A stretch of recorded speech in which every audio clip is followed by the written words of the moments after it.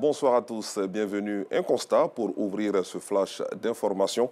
Débuté le 9 septembre dernier, la rentrée scolaire 2024-2025 suit son cours en Côte d'Ivoire. Un mois après cette reprise, les cours se poursuivent avec des évaluations en vue de respecter le calendrier scolaire. Dans certains établissements, les inscriptions ont lieu encore. Georgette Ido Fofana. Lycée moderne d'Abobo. Ce lundi, élèves et enseignants sont en plein cours. En classe de terminale D, les élèves sont en évaluation en sciences de la vie et de la terre, SVT. Le 9, ça va, on copie les cours régulièrement et puis aujourd'hui, c'est notre deuxième note en SVT. Tout se passe bien. Pour l'enseignant, les SVT font partie des matières de base de ses élèves, candidats à l'examen du baccalauréat. Il est donc nécessaire d'accentuer les contrôles. En D, la matière de base, sont les sciences de la vie et de la terre. L'évaluation fait partie effectivement de la formation. La rentrée des classes est effective au lycée moderne 1 et 2 d'Abobo depuis le 9 septembre dernier. Toutes les matières au programme sont dispensées. Au terrain de sport, les épreuves physiques et sportives se déroulent dans une bonne ambiance.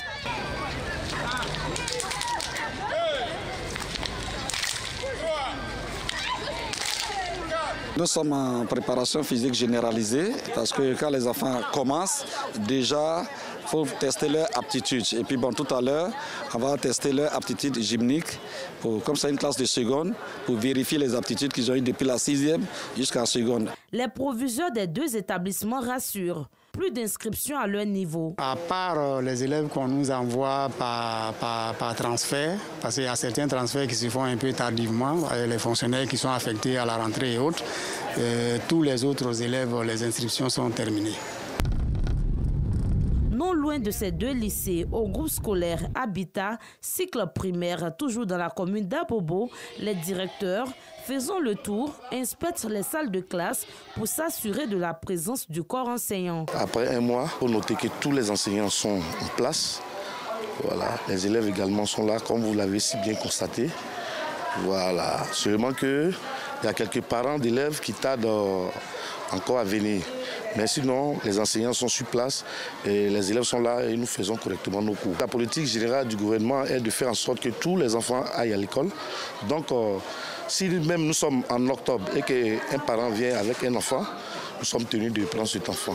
L'année scolaire 2024-2025 bat déjà son plein dans plusieurs établissements du district autonome d'Abidjan. Espérons que ceux qui traînent encore le pas puissent prendre le train en marche. Toujours à propos de rentrée scolaire, que deviennent les veuves après le SOS lancé sur RTI2 le 30 août dernier? Dans le JT de 19h30, nous avons présenté des veuves qui avaient des difficultés financières à scolariser leurs enfants. Après la diffusion de ce reportage, leur cri de cœur a été entendu. Aujourd'hui, elles ont pu scolariser leurs enfants et agrandir leur business afin d'être plus autonomes. Retour sur la vie de ces femmes sans appui avec Georgette Ido Fofana et Gilles Tonien à 19h30. Parlons infrastructure routière à présent. À cause des travaux du projet du métro d'Abidjan au quartier Sagbebad japonaise dans la commune d'Abobo, la principale route est fermée en faveur d'une voie de déviation. Cette voie de contournement, considérée comme un raccourci, profite aux populations. Le compte-rendu de notre équipe de reportage conduite par Théodore Zouzou tout à l'heure dans la grande édition. De l'autre côté de la frontière nord de notre pays, le week-end a été chargé sur le plan sécuritaire au Mali. La colonne de l'armée de Wagner a poursuivi sa route vers Tinzaouaten, près de la frontière algérienne. Les FAMA ont aussi mené le samedi dernier dans cette même zone des frappes contre des groupes armés terroristes. Des sources locales confirment plutôt une bavure au cours de laquelle 7 civils ont été tués. Enfin, le JNIM, lié à Al-Qaïda, a revendiqué hier 3 attaques contre des camps militaires à Gao, Tombouctou et Ber. Toujours dans la sous-région, au Burkina Faso, de nouvelles attaques de groupes armés ont eu lieu le week-end dernier dans la région du nord-est. Dans la zone de Bogandé, une patrouille est tombée samedi dernier dans une embuscade. 17 soldats auraient perdu la vie, selon des sources sur place. Et hier, c'est le marché de la commune de Mani, à 200 km au nord-est de Ouagadougou, qui a été attaqué. Aucun bilan officiel pour le moment.